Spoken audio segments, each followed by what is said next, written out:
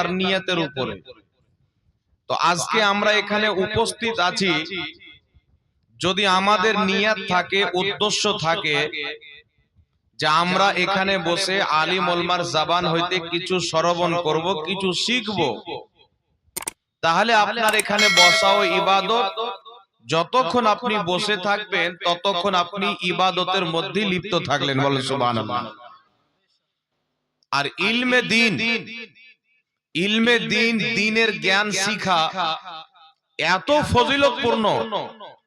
কোন ব্যক্তি যদি সারা রাত্রি ইবাদতে কাটায়, নফলি ইবাদতে সারা রাত্রি নফল নামাজ পড়ে কাটিয়ে দিল, একজন ব্যক্তি যদি মাত্র 10 মিনিট ইলমে দ্বীন শিক্ষার জন্য কাটিয়ে দেয়, তো সারা রাত্রি নফল ইবাদত করার চাইতে 10 মিনিট আল্লাহ রাসূলের কোরআন ও হাদিসের জ্ঞান শিখাতে বেশি ফজিলত আছে, বলেন সুবহানাল্লাহ। বেশি নেকি আছে। তার কারণে রাসূল করিম সাল্লাল্লাহু তাআলা আলাইহি ওয়া আলিহি ওয়াসাল্লাম বলেছেন যে তিনটে জিনিসের দিকে তাকানো হচ্ছে ইবাদত। কটা জিনিস বাবা? তিনটা জিনিসের দিকে আপনি তাকাবেন তো ইবাদত, নেকি পাবেন। রাসূল পাক বলছেন, একটি হচ্ছে আল্লাহর কাবা। কাবা কোনটা জানেন তো? মক্কা শহরে কাবা শরীফ, ওই কাবার দিকে তাকানো হচ্ছে ইবাদত। রাসূল পাক সাল্লাল্লাহু আলাইহি ওয়াসাল্লাম বলছেন, দ্বিতীয় নাম্বার ইবাদত হচ্ছে পিতা মাতার চেহারার দিকে তাকানো ইবাদত। পিতা মাতার চেহারার দিকে তাকানো ইবাদত। একটা কাবা ঘরের দিকে তাকানো ইবাদত, একটি হচ্ছে পিতা মাতার চেহারার দিকে তাকানো ইবাদত। তৃতীয় নম্বরে রাসূল পাক সাল্লাল্লাহু আলাইহি ওয়াসাল্লাম বলছেন যে আলিম ওলামার চেহারার দিকে তাকানো ইবাদত। জোরে বল সুবহানাল্লাহ। তাহলে কয়টি জিনিসকে রাসূল পাক ইবাদত বলেছেন? তিনটি জিনিসকে বলেছেন। তো একটা স্টেজে যখন আপনি বসবেন, একটা না দুটা না কত কত আলিমের চেহারাকে দেখবেন এবং কোরআন হাদিসের বয়ানকে শুনবেন। রাসূল করিম সাল্লাল্লাহু আলাইহি ওয়াসাল্লাম বলেন, যখন কোন ব্যক্তি ইরাদা করেন, নিয়ত করেন যে আমি ইলমে দ্বীন শিখব, মাদ্রাসাতে গিয়ে হোক, জালসাতে গিয়ে হোক, বা মসজিদে ইমাম সাহেবের বক্তব্য শ্রবণ করে হোক, বাড়িতে ইরাদা যখনই করে যে আমি ইলমে দ্বীন, ধর্মের জ্ঞান শিখবো, কোরআন হাদিসের জ্ঞান শিখবো, সঙ্গে সঙ্গে রব্বুল আলামিন দুটি রহমতের ফেরেশতা তার উপরে নিক্ষেপ করে দেয়। জোরে বলেন সুবহানাল্লাহ। দুটি ফেরেশতা নিক্ষেপ করে দেয়। এখন পর্যন্ত শিখতে যায়নি, শুধু নিয়ত করা মাত্র দুটি ফেরেশতা আল্লাহ তার উপরে নিক্ষেপ করে দেয়। ওই দুটি ফেরেশতা কি করে? ওই ব্যক্তির মাগফিরাতের দোয়া করতেই থাকে। জোরে বলেন সুবহানাল্লাহ। তারপরে হাদিস শরীফের মধ্যে এসেছেন, ওই ব্যক্তি যখন রাস্তাতে চলতে আরম্ভ করে ইলমে দ্বীন শিখবার জন্য, এক জায়গা থেকে আরেক জায়গায় সফর করে যায়, তাহলে ওই ব্যক্তি যতটুকু রাস্তা চলে তার কদমের নিচে জিবরিল আলাইহিস সালাতু ওয়াস সালাম সহ আল্লাহর অসংখ্য রহমতের ফেরেশতা নিজের ডানাকে বিছিয়ে দেয়। জোরে বলেন সুবহানাল্লাহ। নিজের ডানাকে বিছিয়ে দেয়। যদি রাস্তায় চলতে চলতে ইলমে দ্বীন শিখনে वाला নিয়ত করেছিলেন, এখন মাদ্রাসা যাচ্ছে, জালসাতে যাচ্ছে, বা যে কোনো জায়গায় যেখানে ধর্মীয় জ্ঞান শিক্ষা দেওয়া হয়, চলতে চলতে রাস্তাতে গিয়ে মারা গেছে, তাহলে ওই ব্যক্তিকে মহান রব্বুল আলামিন শাহাদাতের দরজা দান করে। জোরে বলেন সুবহানাল্লাহ। শাহাদাতের মর্যাদা দান করে। শুধু তাই নয়, ওই ব্যক্তি যাকে আমাদের ভাষায় তালিবে ইলম বলি, ইলম শিখনে वाला, যখন মারা যায়, আজকে আপনারা যত কেউ এসেছেন সবাই হচ্ছেন তালিবে ইলম। শিক্ষার জন্য এসেছেন, কিছু পাওয়ার জন্য এসেছেন, কিছু শিক্ষার জন্য এসেছেন।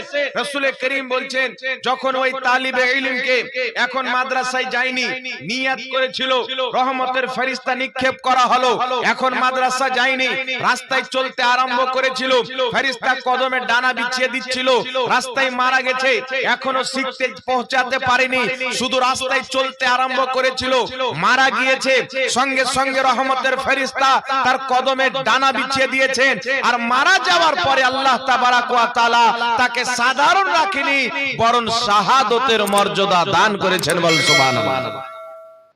আর শুধু শাহাদাতের মর্যাদা না, হাদিস শরীফের মধ্যে এসেছে, তাফসীরে কবিরের মধ্যে হাদিস, ওই বান্দাকে যখন দাফন করা হয় তার ডান দিক বাম দিকের 40টি কবরে যদি কোন রকমের আযাব হয়, কোন রকমের বালা মুসিবত হয়, ওই ব্যক্তির কবর হওয়ার বরকতে ওই ডান দিক বাম দিকের তার চতুর সাইডের 40টি করে কবরের আযাবকে আল্লাহ সঙ্গে সঙ্গে বন্ধ করে দেয়। জোরে বল সুবহানাল্লাহ।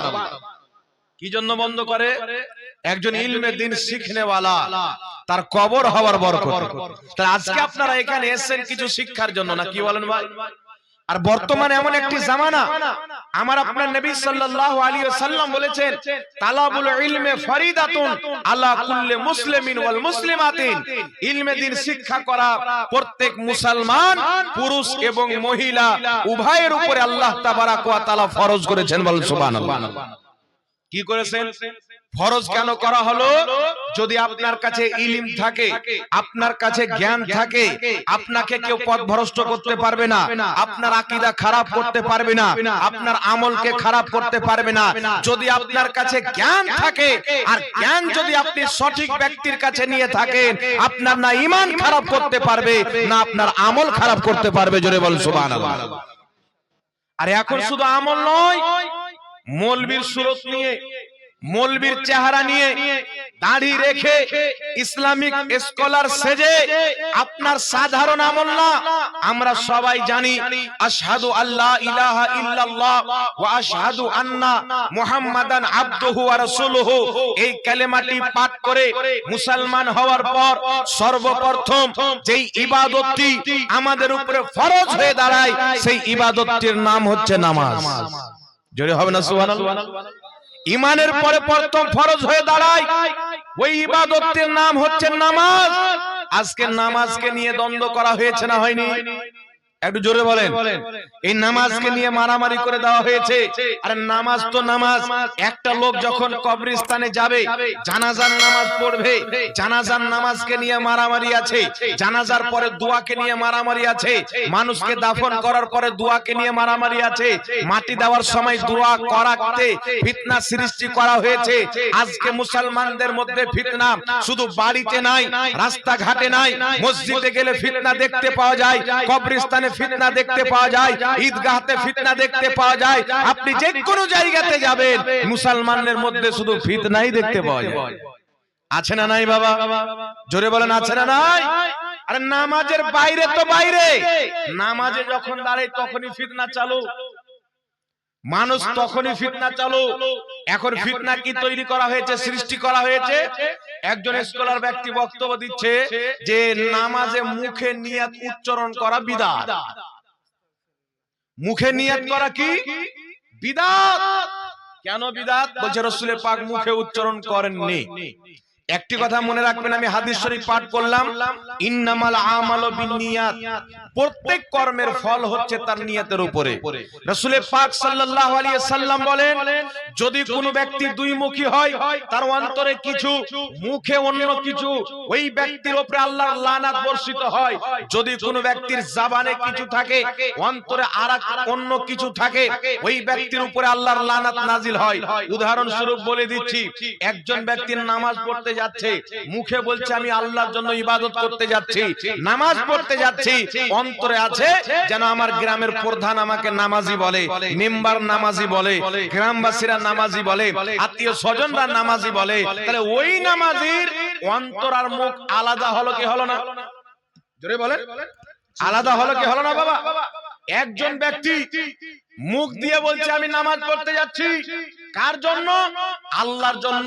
কারণ আল্লাহ আমাকে সৃষ্টি করেছেন, একমাত্র আমার মাবুদ হচ্ছে আল্লাহ, আমার খালিক হচ্ছে আল্লাহ, আমার রহমান হচ্ছে আল্লাহ, আমার সাত্তার হচ্ছে আল্লাহ, আমার গাফফার হচ্ছে আল্লাহ। তো আমি যে ইবাদত করতে যাচ্ছি, একমাত্র আল্লাহকে সাজদা করতে যাচ্ছি, আল্লাহ ছাড়া আমি কাউকে সাজদা করব না। আর অন্তরে নিয়ত এটা আছে, মনে মনে বলছে অন্তরে নিয়ত আছে আমাকে যেন আমার গ্রামের লোক নামাজি বলে, আমার ইমাম সাহেব যেন নামাজি বলে, দোকানদার নামাজি বলে।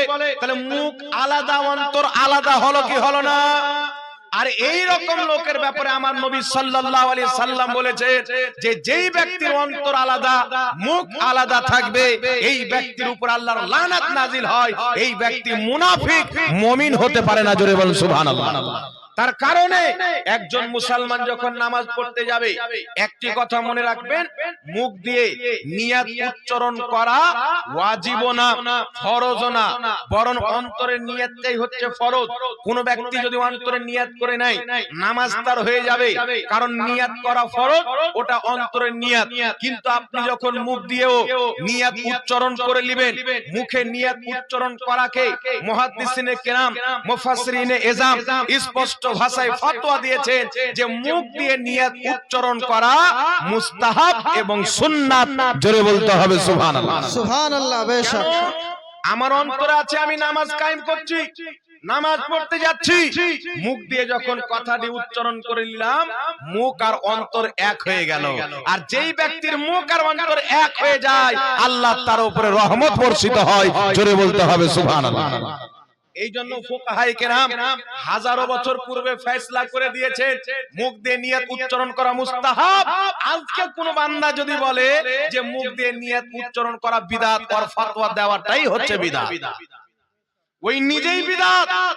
তাই বিরাদর ইসলামে একটি কথা মনে রাখবেন, যে গুদর মুন্সি বলে নামাজের জন্য মুখ দিয়ে নিয়াত করতে হবে না, ঈদের নামাজে নিয়াত করতে হবে না, আমি চ্যালেঞ্জ করতেছি এই সারা পৃথিবীর মাটিতে এমন কোন মৌলবি যদি বাপের বেটা থাকে, আমাদের সামনে একবার হাজির হয়ে যাও, যদি 10 মিনিটে প্রমাণ না করতে পারি যে মুখে নিয়াত করা এটা বিদআত না, বরং জবান দিয়ে নিয়াত করা হচ্ছে সওয়াবের কাজ। জোরে বল সুবহানাল্লাহ। নারায়ে তাকবীর, নারায়ে রিসালাত, মাসলাকে আলা হযরত উলামায়ে আহলে সুন্নাত হযরতুল আল্লামা মুফতি জাহাঙ্গীর আলম রাজভী সাহেব। তাই জবান দিয়ে নিয়াত করা মুস্তাহাব, সুন্নাত, অন্তর মুখ দুটোই হয়ে যাবে এক। জোরে বলেন না সুবহানাল্লাহ।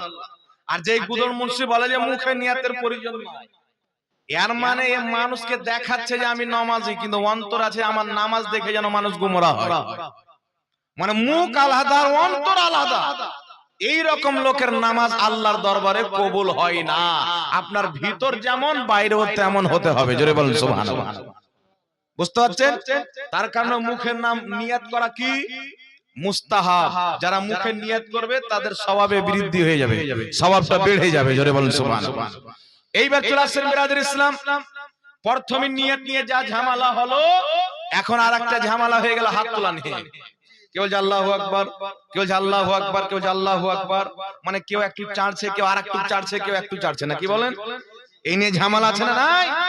শুনেন, এখান পর্যন্ত হাত যারা তুলে হাদিস চাইবেন আপনাকে হাদিস দিয়ে দিবে। এখান পর্যন্ত হাতের হাদিস চাইবেন হাদিস দিয়ে দিবে। এখান পর্যন্ত আমরা হাত তুলি হাদিস চান হাদিস আপনাদেরকে দিয়ে দিবে।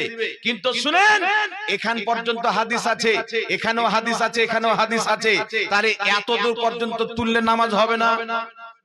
জি, এত দূর পর্যন্ত কেন তোলা সুন্নাত হলো?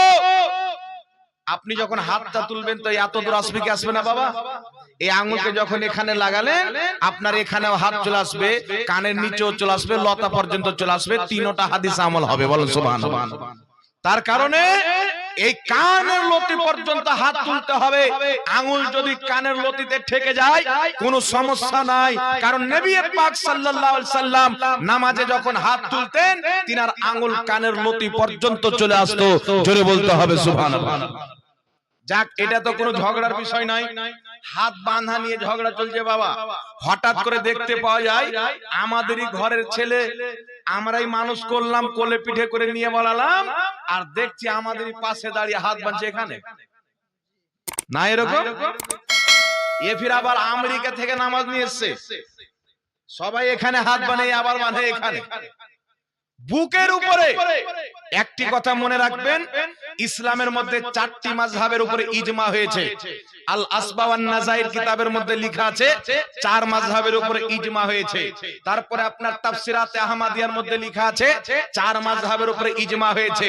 কিয়ামত পর্যন্ত যত মুসলমান হবে তারা এই 4 মাযহাবের মধ্যে কোন একটি মাযহাব মানা তাদের জন্য জরুরি। বলেন সুবহানাল্লাহ। সুবহানাল্লাহ। বেশ। ইমাম সাহাবী রাহমাতুল্লাহ আলাইহি বাইরুত লেবাননের ছাপ তাফসিরে সাবির মধ্যে উল্লেখ করেছেন হানফি, শাফি, মালিকি, হাম্বলি এই চার মাযহাবের যারা অন্তর্ভুক্ত তারাই হচ্ছে আহলে সুন্নাত ওয়াল জামাত। আর আমার নবীর হাদিস, কিয়ামতের ময়দানে আহলে সুন্নাত ওয়াল জামাতরা হবে জান্নাতি, তাদের চেহারা দিয়ে নূর চমকাবে। আর যারা আহলে সুন্নাত ওয়াল জামাত থেকে বেরিয়ে যাবে তাদের চেহারা কালো কচু হয়ে যাবে। জোরে বল সুবহানাল্লাহ। ইমাম সাহাবী বলছেন এই চার মাযহাবের যারা অন্তর্ভুক্ত তারাই হচ্ছে আহলে সুন্নাত ওয়াল জামাত। আর যারা চার মাযহাব থেকে বেরিয়ে গেল, যতই কোরআন পড়ে ফতোয়া দেখ, সহিহ হাদিস বলে ফতোয়া দেখ, আর সাহাবায়ে কেরামের উক্তি পেশ করুক, ইমাম সাহাবী বলছেন তারা হচ্ছে দল এবং মদিন পথভ্রষ্ট এবং পথভ্রষ্টকারী। জোরে বল সুবহানাল্লাহ। সুবহানাল্লাহ। বেশ। তার কারণে চার মাযহাবের বাইরে কোনো রাস্তা নাই। কেউ যদি বলে আমরা কোনো মাযহাব মানি না, এরা হচ্ছে পথভ্রষ্ট। আপনাদের মুর্শিদাবাদের মাটিতে আপনাদের পাশে হবে জলঙ্গি থানা, নাই পাশে একটা বিমল দাসের বেটা তিরঙ্গা দাস বেরিয়েছে, নাম শুনেছেন? জি, বিমল দাসের বেটা তিরঙ্গা দাস, ব্রাদার রাহুল নাম, সিস্টার রাহুল। জি, সিস্টার রাহুল। এই লোকটা মাঝে মাঝে আলিম ওলামাকে চ্যালেঞ্জ করে, এটা কিয়ামতের আলামত। আর চ্যালেঞ্জ করবে কাকে? বাংলাদেশের মৌলবীকে, ভারতের মৌলবীকে না, বাংলাদেশের মৌলবীকে চ্যালেঞ্জ করবে। আলাউদ্দিন জিহাদিকে, শহীদুল্লাহ বাহাদুরকে, আরো যারা আছে বাংলাদেশের মৌলবী তাদেরকে চ্যালেঞ্জ করে। এইবার ওই ব্যক্তি চ্যালেঞ্জ করেছিল, 10 জন ব্যক্তি সম্ভবত নাম নিয়েছিল, 5 জন দেওবন্দি মতের আর 5 জন আমাদের সুন্নি জামাত। 10 জন মুফতির নাম নিয়ে চ্যালেঞ্জ করেছিল। তো এই 10 জনের মধ্যে কেউ আর চ্যালেঞ্জ অ্যাকসেপ্ট করেনি। মানে এই 10 জনের মধ্যে এদের বক্তব্য হচ্ছে যে তোমাকে আরবি পড়তে হবে। আর এ বেটা আরবি পড়তে জানে না। আরবি পড়তে যদি বলেন তো বিমল দাসও বেহুশ হয়ে যাবে ওর বাপ। আরবি পড়তে জানে না তো বলছে আমি তো আরবি পড়তে জানি না। তাহলে তোমার সাথে বাহাস কিসের? যে আরবি পড়তে জান না ওর সাথে বাহাস হবে? জি।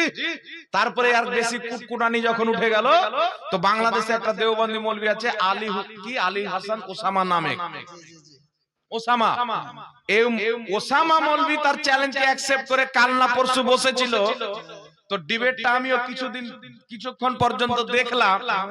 তো আরবি পড়ছে, তো আল্লাজি এই শব্দটাকে বলছে জামা, এক বচনের শব্দকে বলছে বহু বচন। তারপরে লেখা আছে আখাজা, তো বলছে আরাজা, আখাজাকে বলছে আখারা, মানে উল্টা পুল্টা আরবি পড়ছে। আর মুস্তারিব হাদিসকে ওই ব্যক্তি বলছে সহিহ হাদিস। আর কোন ওসুল জানে না। এই ওসামা নামক মৌলবীটা ওসুল পেশ করছে, দেখলাম ভালোই ওসুল পেশ করছিল। এই ওসুল দিচ্ছে হাদিসে, তো এই ওসুল সম্পর্কে জ্ঞানী রাখে না। এ যেটি মুখস্থি করিয়ে দিয়েছে ওর বাপ দাদা, ওটিকে বারবার রিপিট করছে। আর বারবার ব্যক্তিগত মানে হামলা করছে, পানি খেয়ে নাও ব্রেনটা ঠিক হয়ে যাবে, একটু রেস্ট নিয়ে নাও, পানি খেয়ে নাও, উমুক করে নাও, ধুমুক করে নাও।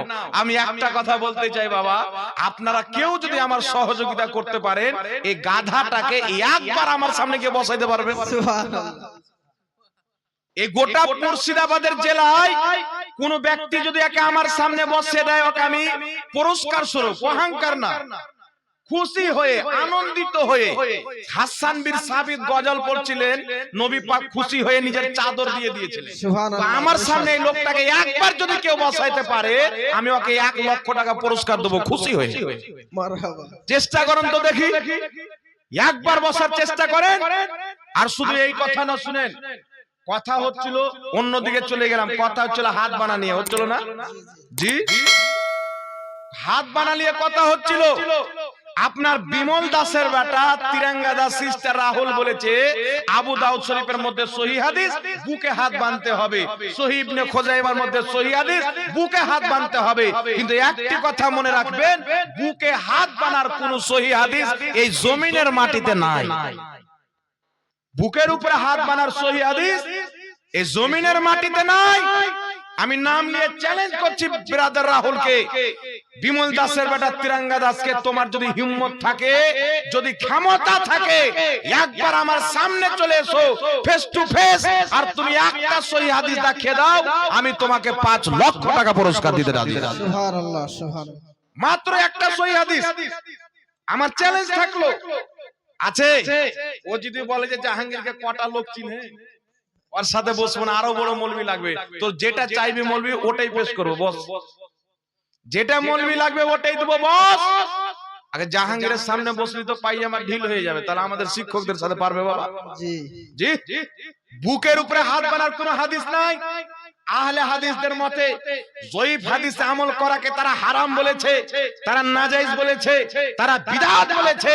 তাদের ফতোয়া অনুযায়ী বুকের উপরে হাত বানা হারাম প্রমাণিত হবে, এটা কোনোই মতে বৈধ প্রমাণিত হবে না। তাদের ফতোয়া অনুযায়ী বুকে হাত বানা হারাম। কেন জানেন? নবীর নাম চুমুন দেওয়া তারা কি বলে বাবা? হারামও বলে কি বলে না? বলে কি বলে না? কবরস্থানে বলছে নবীর নাম শুনে বিরুদ্ধে আঙ্গুল চুমুন দিয়ে চোখে লাগালে তো আল্লাহর নাম শুনে কেন চুমুন দাও না? তা আমি একটা উত্তর দিয়েছিলাম, আজকেও বলে দিই, তুমি তোমার বাপের পেট থেকে কেন হলে না, মায়ের পেট থেকে কেন হলে না? কি বলে? জি বেশা কেন তাই? হ্যাঁ, মায়ের পেট থেকে বাচ্চা কেন হয়েছে তুমি? তুমি তোমার বাপের পেট থেকে হতে। তো একটা উত্তর দিবে যে বাপের পেটে কি আল্লাহ সিস্টেম রেখেছে? সিস্টেম তো মায়ের পেটে আছে। তো আল্লাহর নাম চুমা দেওয়ার সিস্টেম তো শরীয়তে নাই, নবীর নাম চুমুন দেওয়ার সিস্টেম আছে।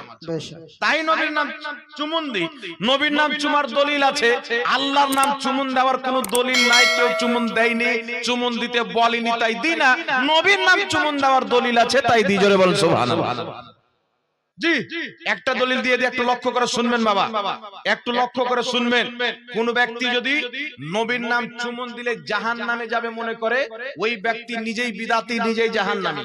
একটি দলিল দিচ্ছি শুনেন। মুসনাদুল ফিরদাউসের মধ্যে হাদিস, মাকাসিদুল হাসানার মধ্যে ইমাম সাখাবী হাদিসটি লিখেছেন।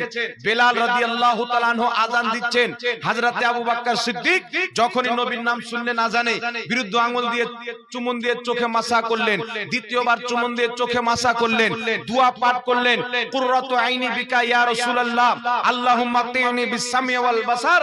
হযরতে বেলাল যখন এই কাজটি করলেন, রাসূল করিম সাল্লাল্লাহু তাআলা আলাইহি ওয়া আলিহি ওয়াসাল্লাম তিনার এই কর্মটিকে নিজের চক্ষু দ্বারা দেখতেছিলেন। আযান যখন শেষ হলো, রাসূল পাক বললেন, আবু বকর তুমি এই কাজটি কেন করলে? হযরতে আবু বকর সিদ্দিক বলেছিলেন, আপনার মহব্বতে করেছি। বল সুবহানাল্লাহ। সুবহানাল্লাহ। আমার নবী বলেছিলেন, আবু বকর তুমি আমার মহব্বতে যে কাজটি করেছো, কিয়ামতের সকাল পর্যন্ত আমার যেই উম্মত আমার নামকে শুনবে, আমার নামকে নিবে, তারপর নিজের বিরুদ্ধ আঙ্গুল চুমুন দিয়ে দুই চোখে মাসা করবে, আমি মুহাম্মদুর রাসূলুল্লাহ কিয়ামতের ময়দানে আমার শাফাত তার জন্য হালাল হয়ে যাবে। বল সুবহানাল্লাহ। নারে তাকবীর, নারে রিসালাত, আজমতে মুস্তাফা, শানে মুস্তাফা। এই হাদিসটিকে আজ পর্যন্ত কোন ইমাম জাল বলেননি। এই হাদিসটিকে উল্লেখ করে ইমাম মুল্লা আলী কারি রাহমাতুল্লাহ আলাইহি নিজের কিতাব আসরারুল মারফুর মধ্যে স্পষ্ট বলেছেন, যেহেতু এই হাদিসের সনদ হযরতে আবু বকর সিদ্দিক পর্যন্ত মারফু সূত্রে প্রমাণিত, তার কারণে আবু বকর সিদ্দিক থেকে যেহেতু প্রমাণিত, আমল করার জন্য এতটুকুই যথেষ্ট। জোরে বলেন সুবহানাল্লাহ। এক ইমাম মুল্লা আলী কারীর বক্তব্যকে ইমাম আজলুনী রাহমাতুল্লাহ আলাইহি নিজের কিতাব কাশফুল খাফার মধ্যে উল্লেখ করে বলেছেন, এই হাদিসের সূত্র যেহেতু আবু বকর সিদ্দিক থেকে প্রমাণিত, আবু বকর সিদ্দিক নবীর নাম শুনে বিরুদ্ধ আঙ্গুল চুমুন দিয়ে চোখে লাগিয়েছেন, তাই ইমাম মুল্লা আলী কারী বলছেন এই হাদিসের উপরে আমল করা জায়েজ আছে। ইমাম আজলুনী ইনার জায়েজ বলাকে সমর্থন করেছেন। জোরে বলেন সুবহানাল্লাহ।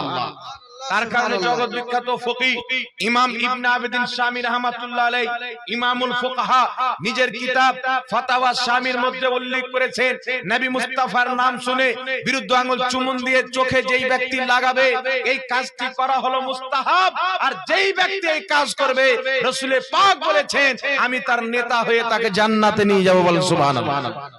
তার কারণে জগৎ বিখ্যাত কিতাব তাহতাবি আলা মারাকিল ফালার মধ্যে লেখা আছে, আরবি পিওর কিতাব, স্পষ্ট লেখা আছে, যেই ব্যক্তি নবীর নাম শুনবে বিরুদ্ধ আঙ্গুল চুমুন দিয়ে চোখে মাসা করবে ওই ব্যক্তি অবশ্যই নেকি পাবে। এই কর্মটি করা হচ্ছে মুস্তাহাব। জোরে বলেন সুবহানাল্লাহ। তার কারণে ইমাম মুল্লা আলী কারি রাহমাতুল্লাহ আলাইহি বিখ্যাত মুহাদ্দিস, তিনাকে সবাই মুহাদ্দিস হিসাবে মানে। তিনি নিজের কিতাব শারহে নুকায়ার মধ্যে লিখতেছেন, নবীর নাম শুনে বিরুদ্ধ আঙ্গুল চুমুন দিয়ে চোখে লাগানো মুস্তাহাব। জগৎ বিখ্যাত কিতাব তাফসিরে জালালাইন, ইমাম জালালউদ্দিন সুয়ুতির লেখা কিতাব। এই তাফসিরে জালালাইনের কুরআন পাকের 22 পারা 26 নাম্বার আয়াতের মধ্যে কুরআন পাকের 22 পারার মধ্যে একটি আয়াত রয়েছে, 56 নম্বর আয়াত সম্ভবত। আয়াতটি সূরার নাম হচ্ছে সূরাতুল আহজাব। ইন্নাল্লাহা ওয়া মালাইকাতাহু ইউসাল্লুনা আলান নবী।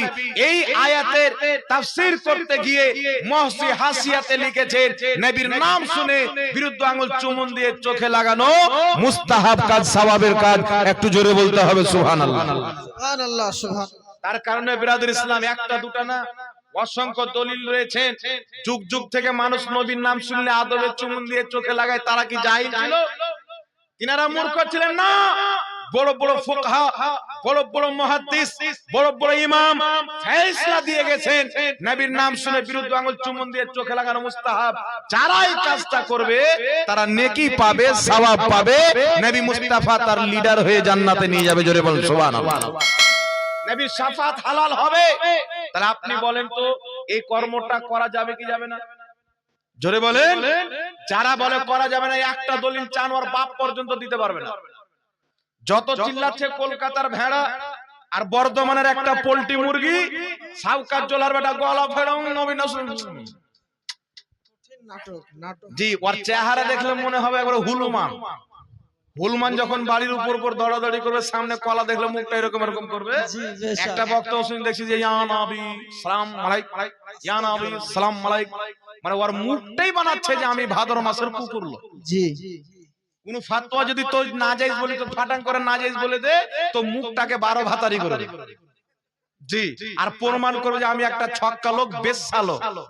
আর ওর পুরো ক্যারেক্টার একবারে বেশ্যার মতন করে মানুষকে গোমরা করতে চায়।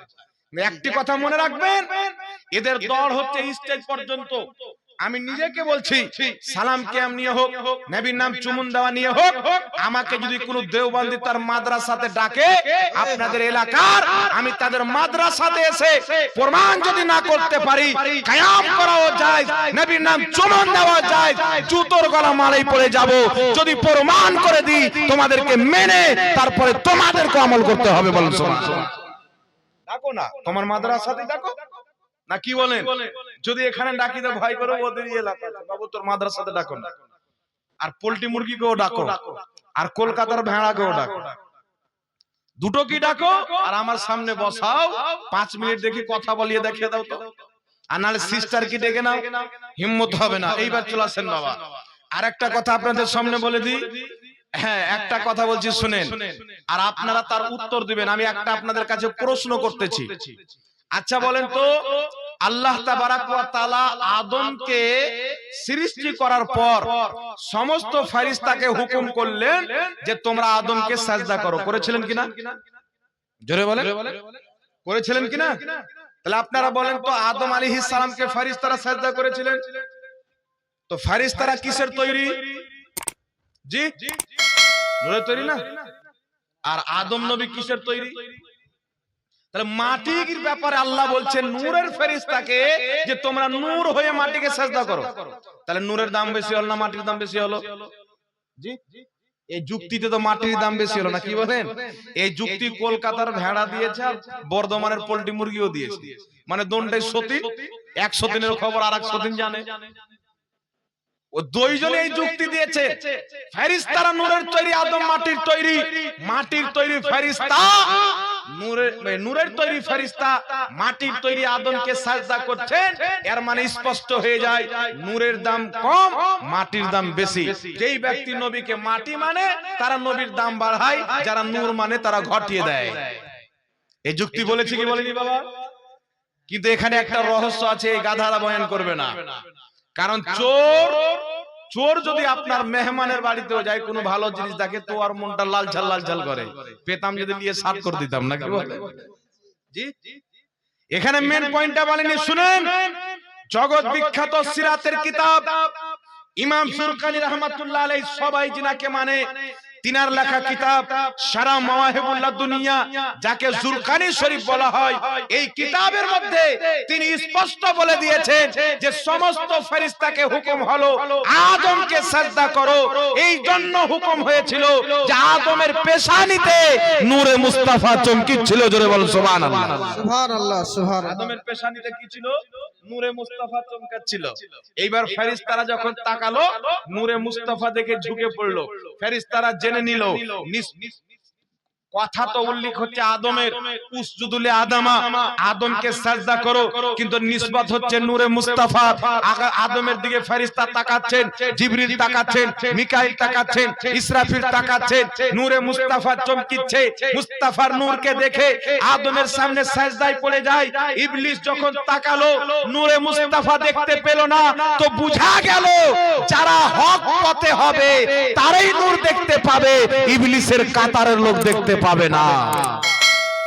বুঝতে পেরেছেন বাবা? ইবলিস দেখছে তো নূর কিছুই দেখতে পায় না, সমস্ত ফেরেশতা দেখছেন আদমের পেশানিতে নূর।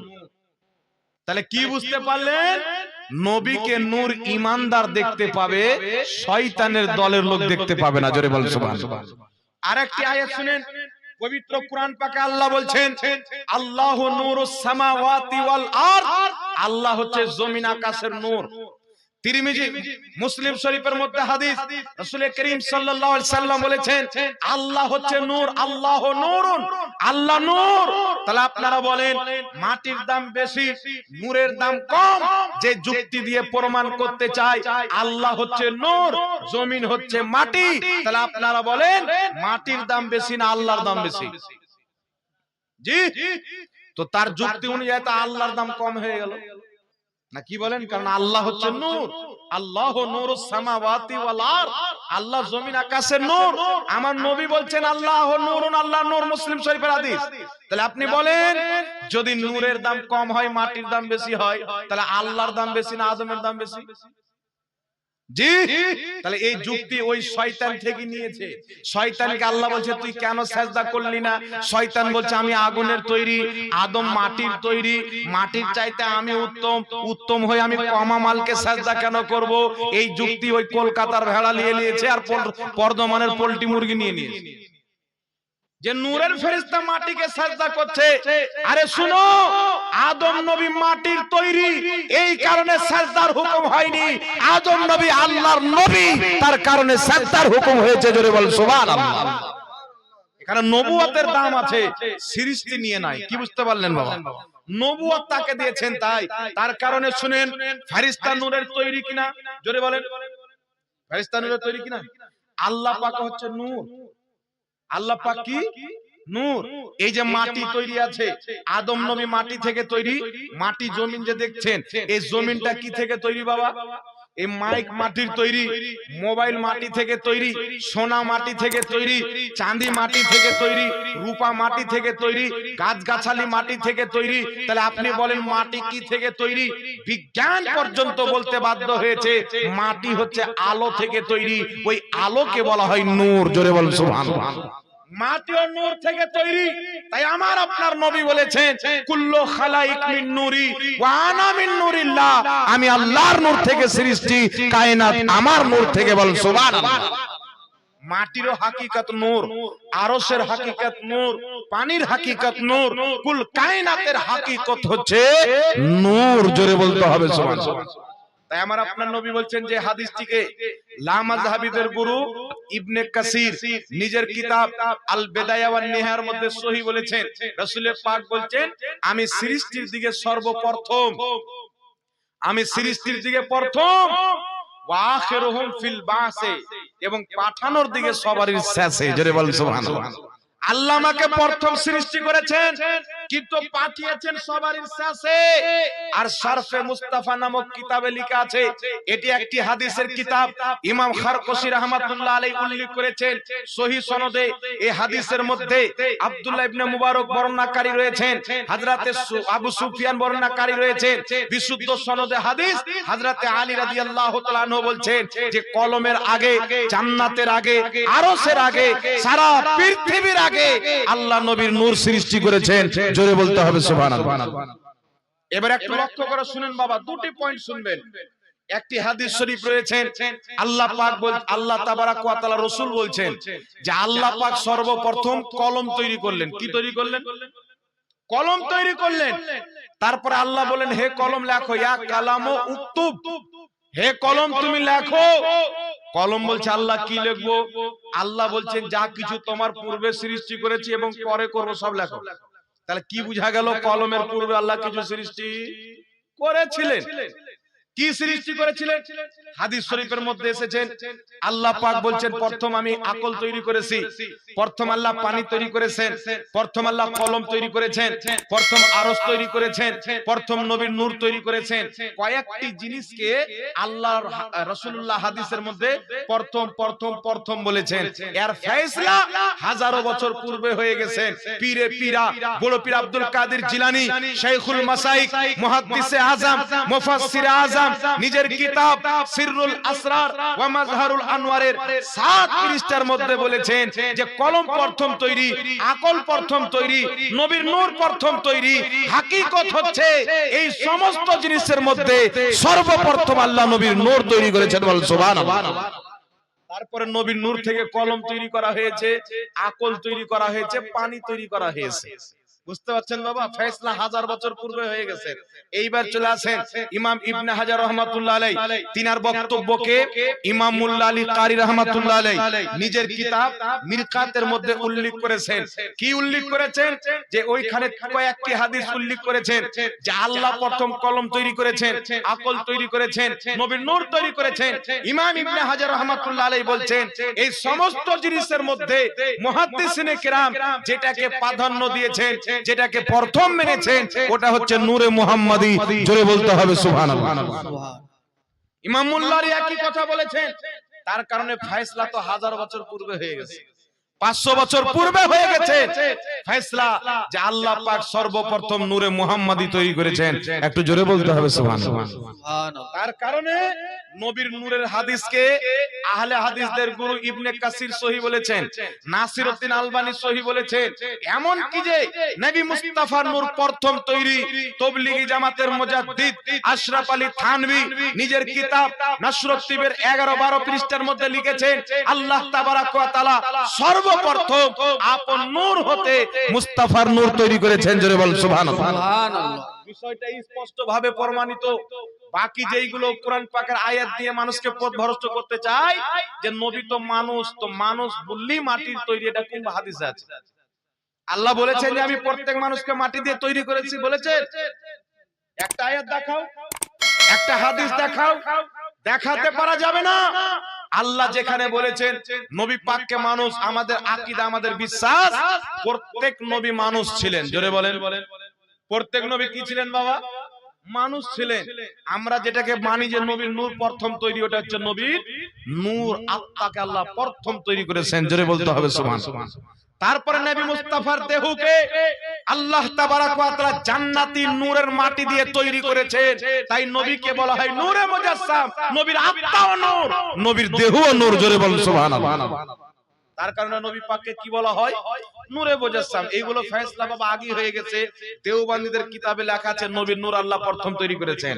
লামাযহাবীদের গুরু ওয়াহিদুজ্জামা নিজের কিতাব হাদিয়াতুল মাহাদির মধ্যে লিখেছেন আল্লাহ সর্বপ্রথম নবীর নূরকে তৈরি করেছেন। এটা দেওবন্দীদের গুরু লিখেছে, আহলে হাদিসদের গুরু লিখেছে, মুহাদ্দিসরা লিখেছে।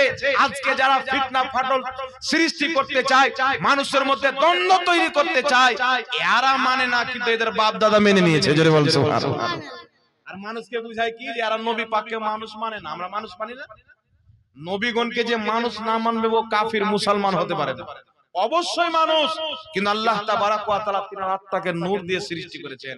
আর সর্বপ্রথম সৃষ্টি। জোরে বলতে হবে সুবহানাল্লাহ। এইবার চলে আসেন বিরাদর ইসলাম। যেহেতু এই বিষয়টা নিয়ে বাহাস চললো, তো আমি কয়েকটা মাসলা আগে আপনাকে বলে দিই। মাসলা হচ্ছে যে জানাজার নামাজ আমরা পড়তে যাই কি যাই না বাবা? জোরে বলেন। দাফন করতে গিয়েছেন, দাফন করার পর আপনাদের দেশে দোয়া হয়, হয় জানাজার পরে দোয়া হয়। কিছু লোক দেখবেন দোয়া করে না পালিয়ে যায়, আছে না নাই? জানাজার পর দোয়া করে না পালিয়ে যায়, আছে না নাই? এই কলকাতায় কি আপনার বর্ধমানের পোল্ট্রি মুরগি শওকত জোলহার বেটা এই ডাব জোর পেটলা বলছে কি জানেন, যে জানাজার নামাজই তো একটা দোয়া, জানাজার নামাজের পর আর দোয়া চলবে না। আমি ডাব জোরকে বলবো, তোমাকেও চ্যালেঞ্জ, তোমার বাপ শওকত মোল্লাকেও চ্যালেঞ্জ, সারা পৃথিবীর দেওয়ানকে চ্যালেঞ্জ, আমি প্রমাণ করব সাহাবায়ে কেরাম জানাজার নামাজ আদায় করেছেন, জানাজার নামাজে সালাম ফিরানোর পর মৃত্যু ব্যক্তির জন্য আল্লাহর দরবারে দোয়া করেছেন। জোরে বলেন সুবহানাল্লাহ। সুনানুল কুবরা লিল বাইহাকির মধ্যে দুটি হাদিস, হযরতে আবু হুরায়রা রাদিয়াল্লাহু তাআলা আনহু একটি মৃত্যু ব্যক্তির জানাজার নামাজ পড়লেন, সুম্মা ক্বাল, তারপরে তার জন্য দোয়া করলেন। কি দোয়া? আল্লাহ তুমি এই মৃত্যু ব্যক্তিকে কবরের আযাব থেকে হেফাজত করো।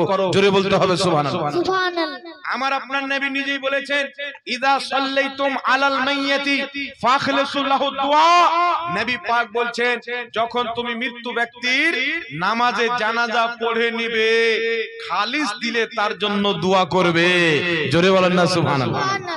শুধু তাই নয়, হযরতে আলী রাদিয়াল্লাহু তাআলা আনহু সুনানুল কুবরা লিল বাইহাকির মধ্যে হাদিস, একটি জানাজার নামাজ পড়ালেন, জানাজার নামাজ আদায় করার পর দুই এক কদম আগে গিয়ে মৃত্যু ব্যক্তির জন্য আল্লাহর নিকটে দোয়া করলেন। জোরে বলেন সুবহানাল্লাহ। তো সাহাবায়ে কেরাম মৃত্যু ব্যক্তির জন্য দোয়া করেছেন, আমার নবী নিজেই দোয়া করতে বলেছেন জানাজার পর। তাহলে আপনারা বলেন, জানাজার পরে যারা দোয়া করে তারা নবী সাহাবার দিনে, না এই দোয়াকে যারা বিদআত বলে তারা নবী সাহাবার দিনে আছে? নবী এবং সাহাবার দিনকে কারা মানে?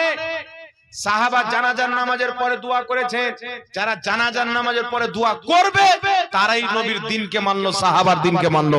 জোরে বলতে হবে সুবহানাল্লাহ।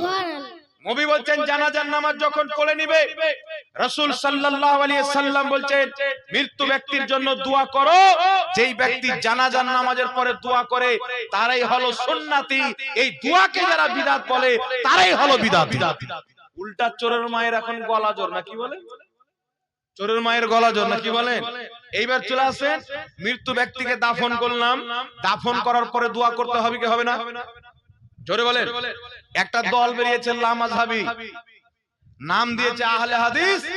এই দলটা বেরিয়ে জালসাতে সম্মিলিত দোয়া না যায়, দাফন করার পর সম্মিলিত দোয়া না যায়, নামাজের পর দোয়া না যায়, জানাজার পর দোয়া না যায়, দোয়া বলতে কোনো জিনিস নাই, দোয়া বা এরকম দল বেরিয়েছে কি বের হয়নি? বাবা আমি মিথ্যা বলছি নাকি? জোরে বলেন। বের হয়েছে না হয়নি? ওই যে দাফন করার পর দোয়া চলবে না। আর শুধু তাই নয়, জানাজার নামাজ পড়ছে তো চাপ্পাল পড়ে, একটারও মাথায় টুপি নাই, এরকম লোক নাই। আর মানুষকে বুঝাচ্ছে কি, একটু লক্ষ্য করে শুনবেন। ইমাম নববী রাহমাতুল্লাহ আলাইহি বলেছেন, যেই কাজটা সুন্নাত বিরোধী ওই কাজটাই হচ্ছে বিদআত। এরা সুন্নাত বিরোধী কি কাজ করে শুনেন। মানুষকে বুঝায় যে টুপি অথবা পাগড়ি এটা হচ্ছে ইসলামিক লেবাস, সুন্নাত না। বলে কি বলে না? টুপি এবং পাগড়ি এটা হচ্ছে ইসলামিক লেবাস, সুন্নাত না। টুপি আর পাগড়িকে সুন্নাত না মনে করাটা হচ্ছে বিদআত। কারণ আমার আপনার নবী খাবার খেয়েছেন টুপি মাথায় দিয়ে, পাখানা গিয়েছেন টুপি মাথায় দিয়ে, নামাজ পড়েছেন টুপি অথবা পাগড়ি মাথায় দিয়ে, সাহাবাগণ পাগড়ি মাথায় দিয়েছেন, টুপি মাথায় দিয়েছেন। যেই আমলটা নবী মুস্তাফা এবং সাহাবা বেশি করে আমল করেছেন, ওটা যদি সুন্নাত না হয় তো সুন্নাত কোনটা? জি, সুন্নাত কোনটা? তার কারণে এদের ভক্তরা কি করেছে জানেন? নামাজ থেকে টুপিকে বের করে দিয়েছে। আছে না নাই? অনেক নামাজি অনেক মসজিদে দেখবেন মাথায় টুপি নাই, এইভাবে দাঁড়িয়ে গেল, হাফ শার্ট পরে আছে, গেঞ্জি পরে আছে, এইভাবে দাঁড়িয়ে গেল, মনে হচ্ছে ভিন্ডি বিক্রি করতে এসেছিল, নামাজে দাঁড়িয়ে গেল। মনে হচ্ছে আল্লাহর সামনে দাঁড়ায়নি, ওর নৌকার ওর চাকরের সামনে দাঁড়িয়েছে, এরকম নামাজি নাই? জি, একটা লোক যখন ভদ্রভাবে কোন দামি লোকের সামনে দাঁড়াবে এইভাবে আদব সহকারে, না কি বলেন? এইভাবে দাঁড়াবে। আর এইভাবে যখন আপনি দাঁড়ালেন তো আপনি ভদ্রভাবে দাঁড়ালেন। আপনি মনে করছেন আমি বিএসএফ নাকি আমি আইএসএফ, এইভাবে দাঁড়ালেন। আর যার সামনে দাঁড়িয়েছেন ও আমার চেয়ে কম আমল, আল্লাহর সামনে এইভাবে দাঁড়ানো যাবে? তাই বুকের উপরে খবরদার, বুকের উপরে হাত বানার কোনো হাদিস নাই, কিয়ামতের সকাল পর্যন্ত কেউ দেখাতে পারবে না। চ্যালেঞ্জ, আমি পালিয়ে যাই না। ইউটিউবে আমার নাম্বার পেয়ে যাবেন এনি টাইম। কার সাথে ভিড়াবেন ভিড়ান না, খাস করে রাহুলের সাথে। এর সাথে ভিড়ান আমি প্রমাণ করব এই গাধা অসংখ্য জাল হাদিসকে সহি বলেছে আর সহি হাদিসকে জাল বলেছে। এটা হচ্ছে এদের চরিত্র। আচ্ছা বলে তো নবীর সহি হাদিসকে যে জাল বলবে ঈমান থাকবে? ঈমান থাকবে? আর জাল হাদিসকে কেউ যদি সহি বলে পথভ্রষ্ট হবে কি হবে না? জোরে বলেন, হবে কি হবে না? এইবার শুনেন, নবী পাক সাল্লাল্লাহু আলাইহি ওয়াসাল্লাম পাগড়ি পরেছেন, টুপি পরেছেন। একটি কথা মনে রাখবেন, এটা শুধু ইসলামিক লেবাস নয়। পাগড়ি পরিধান করা, টুপি পরিধান করা, এটা হচ্ছে আমার নবীর সুন্নাত।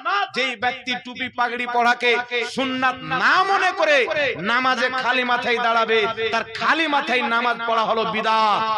এটা আমি বলছি না, ইমাম শাফি রাহমাতুল্লাহ আলাইহি ফতোয়া দিয়েছেন খালি মাথায় নামাজ পড়া বিদআত। ইমাম মালিক রাহমাতুল্লাহ আলাইহি বলেছেন সুন্নাত না মনে করে খালি মাথায় নামাজ পড়া লা ইয়াজুজু, নাজায়েজ আছে। জোরে বলেন সুবহানাল্লাহ। তাহলে নাজায়েজ কাজ কেউ যদি নামাজের মধ্যে করে বাবা নামাজ হবে? জোরে বলেন। তাহলে এই নামাজহাবীদের নামাজ হয়? এরা সুন্নাতি মনে করে না, কিন্তু আমার আপনার নবী বলেছেন বেইরুত লেবাননের ছাপ, কিতাবটির নাম কাশফুল গুম্মা, প্রথম খণ্ড 85 পৃষ্ঠা।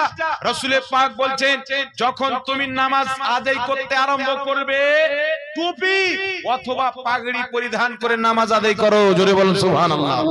খালি মাথায় নামাজ পড়িও না। আল্লাহ পাক এটা কি কোরআন পাকে বলেছেন খুযু যিনাতাকুম ইনদা কুল্লি মসজিদ। আল্লাহ বলছেন হে আদম জাতিরা তোমরা মসজিদে যখন আসবে পরিপূর্ণ সাজে এসো। জোরে বলেন সুবহানাল্লাহ। মসজিদে কি করে এসো? পরিপূর্ণ সাজে এসো। আচ্ছা বলেন তো বাবা, হাফ হাতের গেঞ্জি পরে আর একটা প্যান্ট পরে মাথায় টুপি টাপি নাই, পরিপূর্ণ সাজ হলো? একজন মুসলমান মাথায় টুপি না দিলে পরিপূর্ণ সাজ হয় না। কোন ব্যক্তি ভুলে টুপি পড়তে ভুলে গেছে, তার নামাজ হয়ে যাবে। টুপি পড়তে ভুলে গেছে, একটু নেকি কম পাবে, সুন্নাত আদায় হলো নেকি কম পেল। কিন্তু জেনে শুনে সুন্নাত না মনে করে খালি মাথায় নামাজ পড়া কেউ নাজায়েজ বলেছেন, কোন ফুকাহা বিদআত বলেছেন। আর এর বিদআত হওয়াতে কোনো সন্দেহ নাই। একটু জোরে বলতে হবে সুবহানাল্লাহ। তার কারণে টুপি পরে নামাজ পড়বেন। এইবার চলে আসেন বাবা, জানাজার নামাজে দেখছি টুপি নাই, টুপির মশলা তো শুনিয়ে দিলাম। এইবার শুনেন, জানাজার নামাজে জুতো পরে নামাজ পড়ে। একটা জায়গায় জানাজার নামাজ পড়তে গেলাম, তো জুতো পরে নামাজ পড়াচ্ছে। তো আমি বুঝে গেলাম কোন টাইপের মৌলবি আছে, আমি সাইড কেটে নিলাম, নামাজ পড়লাম না। লাস্ট ওকে জিজ্ঞাসা করছি জুতো পরে কেন নামাজ পড়ালে? বলছেন নবী পাকের হাদিস আছে যে নবী পাক জুতো পরেই নামাজ পড়াচ্ছে। আচ্ছা বলেন তো বাবা, নবী পাকের জুতো আমাদের জুতো সমান? জি। আপনাদের এই গ্রামটার নাম কি? শিশুরতলা। এই গ্রামের লোক যদি খবর পায় যে আমাদের ভগবানগোলা থানাতে নবীর জুতো মুবারক রেখেছে, সৌদি আরব থেকে নিয়ে এসছে বা তুর্কি থেকে নিয়ে এসছে, তাহলে একটাও লোক থাকবে? আর যদি ছাড় দিয়ে দেয় তাহলে একটা চুমুন দেওয়ার জন্য মানুষ পাগল হয়ে যাবে না, কি বলে? আর এক গুদড় মুন্সি আহলে কবিজদের জুতা যদি থেকে যায়, জি, কেউ যদি বলে যে সিস্টার রাহুল বিমল দাসের বেটা তিরঙ্গা দাসের জুতা আছে এখানে, যাবেন কেউ? জুতা কি ওর বাপ পড়ে থাকলে তো কেউ যাবে না, কি বলেন? তাহলে নবীর জুতা আমাদের জুতা চলবে? ইমাম আব্দুল হক মুহাদ্দিস তাহলিবি রাহমাতুল্লাহ আলাইহি বলছেন আমার নবী আরশে জুতা পরে গেছিলেন, ওখানে আল্লাহ নবীর জুতা খুলতে বলেনি। জোরে বলেন সুবহানাল্লাহ। তাহলে নবীর জুতা আমাদের জুতা এক হবে? रखने को मिल जाएगा नानैने पाके हुजूर सर में, फिर कहेंगे कि ताजदार हम भी है। अगर नबी का जूता मुबारक सर पे रखने को मिल जाए तो मोमिन बंदा खुद को ताजदार समझेगा। নবীর জুতা যদি মুসলমান মাথায় পেয়ে নেয়, একটা মুসলমান মনে করবে পৃথিবীর কেউ যদি তাজওয়ালা থাকে আমি আছি। জোরে বলেন সুবহানাল্লাহ। নবীর জুতোকে মাথার তাজ মনে করবে, তাহলে রাসূলুল্লাহর জুতো আমাদের জুতো সমান হতে? জোরে বলেন। আমার নবী চলতেন তো জমিন পর্যন্ত নবীর জুতা চুমতেন। যেই জমিনে নবী কদম রাখতেন জমিন নিজেকে ভাগ্যবান মনে করতেন। যেই পাথরে নবী কদম রাখতেন পাথর পিঘলাতে আরম্ভ করতেন। তাহলে ওই নবীর জুতার সাথে আমাদের তুলনা হবে না। তার কারণে জুতো পরে কবরস্থানে পরিবেশ করা এটা অবৈধ। জুতো পরে জানাজার নামাজ পড়া পর্যন্ত বৈধ না, জায়েজ না। বলেন সুবহানাল্লাহ। চলবে না, এটা আদবের খেলাফ। তার কারণে জুতা খুলে সুন্দরভাবে জানাজার নামাজটা পড়তে হবে না, কি বলেন বাবা? এইবার চলে আসেন জানাজার নামাজের পরে দোয়া করা যাবে। আবু হুরায়রা রাদিয়াল্লাহু তাআলা আনহু করেছেন, হযরতে আলী করেছেন। এখন মৃত্যু ব্যক্তিকে দাফন করার পর দোয়া করা যাবে কিনা? মৃত্যু ব্যক্তিকে দাফন করলেন, মৃত্যু ব্যক্তিকে দাফন করার পর মানুষ কি চলে আসবে? কিছু আমাদের দেশে একটা তবলিগি জামাতের লোক এসছে বাবা, তবলিগি জামাতে গিয়েছে সর্বপ্রথম 40 দিন পরে এমন ভাবে টুপি পায়জামা লাগিয়েছে মনে হচ্ছে মক্কা মদিনা গিয়ে হজ করে এসেছে। আর এসেই লেকচার চালু, এ গিয়েছিল নামাজ শিখতে, মুফতি হয়ে চলে এসেছে। মানে গ্রামে যে মুফতি আছে এর চাইতেও বেশি ফতোয়া জানে। এত ফতোয়া জানে যে বাড়িতে দিয়ে পেট ভরে না, চায়ের দোকানেও ফতোয়া, চায়ের দোকানেও ফতোয়া। এসে ফতোয়া কি দিচ্ছে জানেন? বলছে যে মৃত্যু ব্যক্তিকে দাফন করে দেওয়ার পর কবরস্থানে থাকা না যায়, কবরস্থানে থাকা চলবে না, মাটি দিয়ে চলে যাও। কিন্তু আমার নবী কি বলেছেন জানেন? একজন মৃত্যু ব্যক্তিকে, তোমার পিতাকে বা তোমার মাতাকে বা তোমার আত্মীয় স্বজনকে তুমি দাফন করে দিয়ে সঙ্গে সঙ্গে কবরের পাশে থেকে চলে যেও না। রাসূল পাক বলছেন একটা উটকে জবাই করে তার মাংস করতে যতটুকু সময় লাগে তোমার আত্মীয় স্বজনের কবরের পাশে কতক্ষণ পর্যন্ত দাঁড়িয়ে থাকো, এটা তোমার কর্তব্য। জোরে বলুন সুবহানাল্লাহ। কতক্ষণ থাকতে হবে বাবা? একটা উটকে জবাই করে তার মাংস করা পর্যন্ত যতটুকু সময় লাগবে মৃত্যু ব্যক্তির কবরের পাশে আপনি দাঁড়িয়ে থাকবেন। দাঁড়িয়ে থেকে কি করবেন? আবু দাউদ শরীফের মধ্যে হাদিস, যেই হাদিসটিকে লা মাযহাবিদের গুরু নাসিরউদ্দিন আলবানী পর্যন্ত সহিহ বলেছেন। রাসূল পাক সাল্লাল্লাহু আলাইহি ওয়াসাল্লাম বলছেন, কি বলছেন?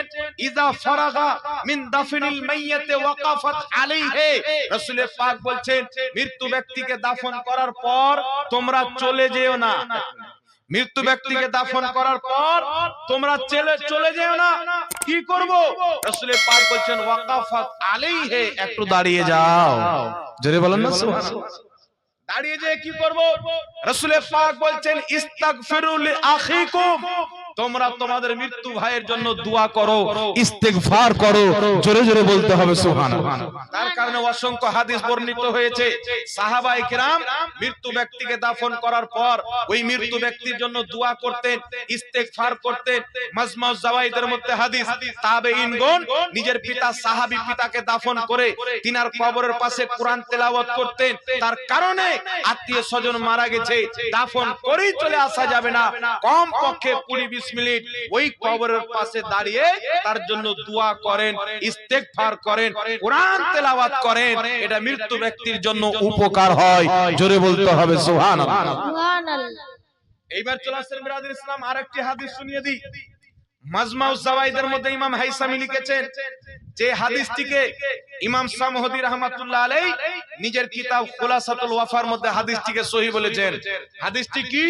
আমার আপনার নবী সাল্লাল্লাহু আলাইহি সাল্লাম নিজের চাচী ফাতেমা বিনতে আসাদকে দাফন করার পর মাটি দেওয়ার পর আমার আপনার নবী আল্লাহর দরবারে দোয়া করেছিলেন, আল্লাহ তুমি আমার মায়ের কবরকে প্রশস্ত করে দাও, আমার মায়ের মাগফিরাত করে দাও বিহাক্কে নবিয়্যিকা ওয়াল আম্বিয়া। তোমার নবী আমি মুস্তাফার ওসিলায় এবং পূর্বের সমস্ত নবীর ওসিলায়। জোরে বল সুবহানাল্লাহ। তাহলে মা মারা গেছে, পিতা মারা গেছে, গ্রামবাসী মারা গেছে, মুসলমান ভাই মারা গেছে, তার কবরের পাশে দাঁড়িয়ে তার মাগফিরাতের দোয়া করেন এবং বলেন আল্লাহ এক্ষুনি মুনকার নাকির আসবে, তাদের 3টি প্রশ্নের উত্তর সঠিকভাবে দেওয়ার তৌফিক দান করো। জোরে জোরে বলতে হবে সুবহানাল্লাহ। তাহলে মাটি দিয়ে চলে আসতে হবে বাবা। যারা মাটি দিয়েই পালিয়ে আসে তারা সুন্নাতকে ছেড়ে চলে আসে। মাটি দেওয়ার পর সুন্নাত হচ্ছে ওখানে কিছুক্ষণ দাঁড়ানো, আমার নবী হুকুম করেছে। ইদা ফারাগা মিন দাফনিল মাইয়াতি ওয়াকাফাত আলাইহি, মৃত্যু ব্যক্তিকে দাফন করার পর চলে যেও না, দাঁড়াও। ইস্তাগফিরু লি আখিকুম, তোমরা তোমাদের ভাইয়ের জন্য ইস্তেগফার করো, দোয়া করো। জোরে বলুন সুবহানাল্লাহ। তার জন্য লা মাযহাবিদের ইমাম, লা মাযহাবিদের সবচাইতে বড় মুফতি আহলে হাদিসদের ইবনে বাজ নিজের কিতাব মাজমুয়া ফাতাওয়ার মধ্যে স্পষ্ট ফতোয়া দিয়েছেন যে মৃত্যু ব্যক্তিকে দাফন করার পর সম্মিলিতভাবে দোয়া করা এটা সাহাবার আমল থেকে প্রমাণিত। দোয়া করতে হবে, করতে হবে। জোরে জোরে বলুন সুবহানাল্লাহ। এই জন্য আমার আপনার নবী বলেছেন, হাদিসটি মাজমাউ, হাদিসটিকে ইমাম তাবরানী রাহমাতুল্লাহ আলাইহি মুজামুল কবিরের মধ্যে উল্লেখ করেছেন। হাদিসটিকে ইমাম হাইসামি রাহমাতুল্লাহ আলাইহি মাজমাউ জাওয়াইদে উল্লেখ করে বলেছেন, রাওয়াহু তাবরানী ফিল কবির রিজালুহু সিকাত।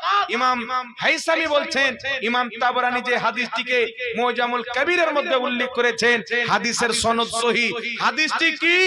আমার আপনার নবী বলছেন, যেখানে মুসলমান জমা হয়ে একত্রিত হয়ে নিজের হাতের অগ্রভাগকে উত্তোলন করে আল্লাহর দরবারে দোয়া করবে, আল্লাহর কাছে তারা যা চাইবে আমার আল্লাহ তাদেরকে তাই দিবে। জোরে বল সুবহানাল্লাহ। এখানে মুসলমান জমা হবে, জালসাতে মুসলমান জমা হয় কি হয় না? জালসাতে সবাই মিলে হাত তুলে দোয়া করা যায়। জানাজাতে জমা হয় কি হয় না? জানাজাতে সবাই মিলে হাত তুলে দোয়া করা যায়। দাফন করার পর সবাই মিলে হাত তুলে দোয়া করা যায়। কোন বাড়িতে 4-5 জন মুসলমান আছে, সবাই মিলে হাত তুলে দোয়া করা যায়। ইফতারের টাইমে সবাই মিলে হাত তুলে দোয়া করা যায়। আমার নবী 4 থেকে 5টি হাদিস সম্মিলিতভাবে যারা দোয়া করে, একজন দোয়া করবে, বাকি সবাই আমিন বলবে, আল্লাহ তাদের দোয়া কারেন্টের মতন কবুল করবে। জোরে বল সুবহানাল্লাহ। তাদের দোয়া আল্লাহ কি করবে? কারেন্টের মতন দোয়া করবেন। এই সম্মিলিত মুনাজাতের বিষয়ে একটি বিশুদ্ধ সনদে ইমাম হাকিম রাহমাতুল্লাহ আলাইহি নিজের কিতাব হাকিম আল মুস্তাদরাকের মধ্যে হাদিস উল্লেখ করেছেন। হাদিসটি কি? রাসূল পাক বলেন, যেখানে এক দল মুসলমান একত্রিত হয়ে দোয়া করবে, একজন দোয়া করছে, বাকি সব আমিন আমিন বলছে, হয় কি হয় না? এরকম দোয়া আমরা করি কি করি না? রাসূল পাক বলেন, যেখানে মুসলমান জমা হবে একত্রিত হয়ে দোয়া করবে, আল্লাহর প্রতি জরুরি হয়ে যাবে, ওয়াজিব হয়ে যাবে, তারা যা চাইবে তা দেওয়া। জোরে বলেন সুবহানাল্লাহ। তার কারণে জালসার পর বা জালসার মিডিলে, জানাজার পর, মাটি দেওয়ার পর, নতুন দোকান উদ্বোধনের টাইমে, রাস্তাঘাটে, যে কোনো জায়গাতে মুসলমান যেখানে জমা হবে সেখানে সম্মিলিত দোয়া করা নবী মুস্তাফার ফতোয়ায় জায়েজ হবে। জোরে বলতে হবে সুবহানাল্লাহ। কেউ যদি বিদআত বলে, আর কোনো দলিল নাই, এর কোনো দলিল নাই। আমার নবী পাক আমভাবে জায়েজ করে দিয়েছেন। কেউ যদি খাস করে তার ফতোয়া শোনা যাবে না। এইবার চলে আসেন ব্রাদার ইসলাম। যাই হোক, এখানে অনেক কেউ দান, কোনটি বলবো ভাই? জি, বাবু হালিম, বাবু হালিম নামক একজন ব্যক্তি, কোথায় বাড়ি? ঠিকাদার, এখানেই বাড়ি। বাবু হালিম 50,000 টাকা দান দিয়েছেন, আল্লাহ পাক কবুল করেন সকল। শিশুতলার আলমগীর সাহেব 1 লাইন মার্বেল দিবে, যত টাকা লাগবে 1 লাইন মার্বেলের টাকা দিবে। বলেন সুবহানাল্লাহ। নারে তাকবীর, নারে রিসালাত। আল্লাহ পাক সকলের দানকে কবুল করুক। আল্লাহ ইনাদেরকে আরো বেশি করে রুজি রোজগারে বরকত দান করুক। সকলে বলেন আল্লাহুম্মা আমিন। একটু জোরে বলেন আল্লাহুম্মা আমিন। এইবার বিরাদর ইসলাম, রাত্রি 12টা বেজে গেছে। আমি জানি না, মনে হচ্ছে আপনাদের 12টা বেজে গেছে নাকি বলেন? জি, দেখেন 1টা বাজতে চললো। একটু আপনারা লক্ষ্য করেন, একটা বিষয়ে ক্লিয়ার করে দিই। টাকা দিয়ে ফিতরা আদায় করা যাবে কি যাবে না? জি, কিসের ব্যাপার? হ্যাঁ বলছি। আচ্ছা বলেন তো বাবা, টাকা দিয়ে ফিতরা আদায় করা যাবে কি যাবে না? সব চুপ আছেন, ডাউটে আছে মুসলমান। এতদিনে ডাউটে আছে। সারা জীবন টাকা দিয়ে ফিতরা আদায় করে আসলো, আর এখন বলছে চুপচাপ। না কি বলেন? কারণ এখন দাড়িওয়ালা শয়তান বেরিয়ে গেছে। জি জি, দাড়িওয়ালা শয়তান বেরিয়ে গেছে। বলছে সারা দুনিয়া যদি, এই যে বাংলাদেশের একটা কাযযাবিন ইহুদি আছে, এ বলছে সারা দুনিয়া যদি টাকা দিয়ে ফিতরা আদায় করে, সারা দুনিয়ার ফিতরা আদায় করা হবে না, সারা দুনিয়া গুনাহগার হবে। টাকা দিয়ে ফিতরা আদায় হবে না, খাদ্য দিয়ে ফিতরা আদায় করতে হবে। একটু জোরে বলেন না নাউজুবিল্লাহ। আর একটু জোরে হবে না নাউজুবিল্লাহ।